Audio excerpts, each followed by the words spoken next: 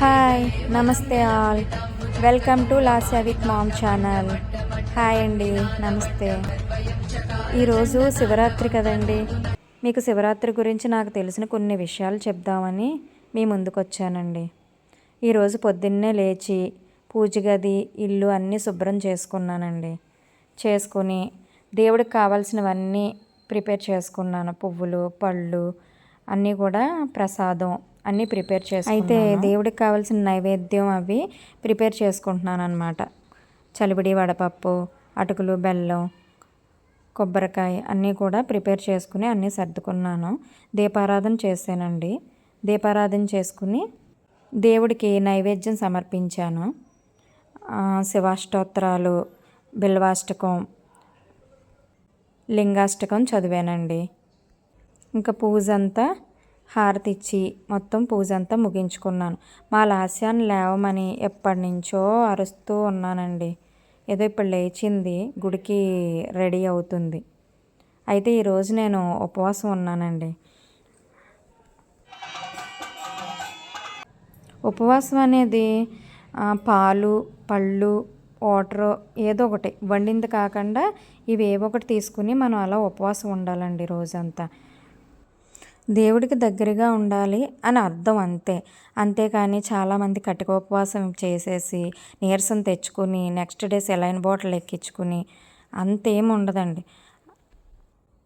దేవుడిని స్మరిస్తూ ఉంటే చాలండి. ఓపికని బట్టి మనకి హెల్త్ బాగుంటే చెయ్యాలండి. హెల్త్ బాగాని వాళ్ళు అస్సలు చేయకూడదు. ఏదైనా దేవుడిని తలుచుకోవాలి. కానీ దేవుడు ఆరాధనలో లేకుండా సినిమాలు చూసి మూవీస్ చూస్తూ ఉంటే అది ఉపవాసం ఎలాగవుతుందండి. నెక్స్ట్ జాగరణ చేస్తారండి చాలామంది. జాగరణ అంటే ఏంటి? నిద్ర లేకుండా ఉంటూ దేవుడిని అలా స్మరించుకుంటూ భజనలు చేసుకుంటూ ఉండడం కోసం.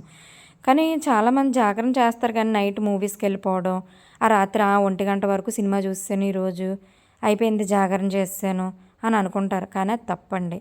జాగరణ అనేది అలా దైవ సన్నిధిలో దేవుడు దైవారాధనలో ఉండాలండి. అది జాగరణ అంటే. అంతేగాని సినిమాలు చూసేయడం, తిరిగేయడం ఇవి కాదండి జాగరణ. ఉపవాసం కూడా హెల్త్ చూసుకుని మాత్రమే చెయ్యండి. ఇంకోటి నెక్స్ట్ ఉపవాసం ఎంతసేపటి వరకు చేయాలి, జాగరణ ఎంతవరకు చేయాలి అని డౌట్ ఉంటుంది. జాగరణ అనేది ఆ నెక్స్ట్ డే మార్నింగ్ వరకు చేసి సముద్ర స్నానం అవి చేసేవాళ్ళు చేసి టెంపుల్కి వెళ్ళి విరమించుకుంటారండి. అలాగే ఉపవాసం కూడా అంతే అండి. ఆ నెక్స్ట్ డే వరకు ఉండాలి. శివరాత్రి రోజు నైట్ మాత్రం ఏవో ఒకటి పాలు, పళ్ళు తీసుకుని అలాగా ఉపవాసం చేస్తూ ఉండాలి. అదిగో చూసారండి మమ్మల్ని. మా లాస్య దర్శనం అయిపోయిందండి. దర్శనం అయ్యేసరికి 12 అయిపోయింది. చాలా ఫుల్ రష్గా ఉందన్నమాట. అస్సలు ఖాళీ లేదు టెంపుల్. మా లాస్య ఆకలేసేసి అదిగో ఆ కొబ్బరికాయ తీసుకుని దాన్ని అలా కొట్టి కొట్టి తింటుందన్నమాట. చాలామంది శివరాత్రి అంటే దేవుడు పుట్టినరోజు అనుకుంటారు. చాలామందికి ఆ డౌట్ ఉండొచ్చు. అయితే శివుడికి, పార్వతికి పెళ్ళైన రోజు అండి. ఆ రోజు పెళ్లి రోజు అనమాట అయింది. అదండి ఈరోజు శివరాత్రి దినోత్సవం గురించి నాకు తెలిసిన కొన్ని విషయాలు మీతో షేర్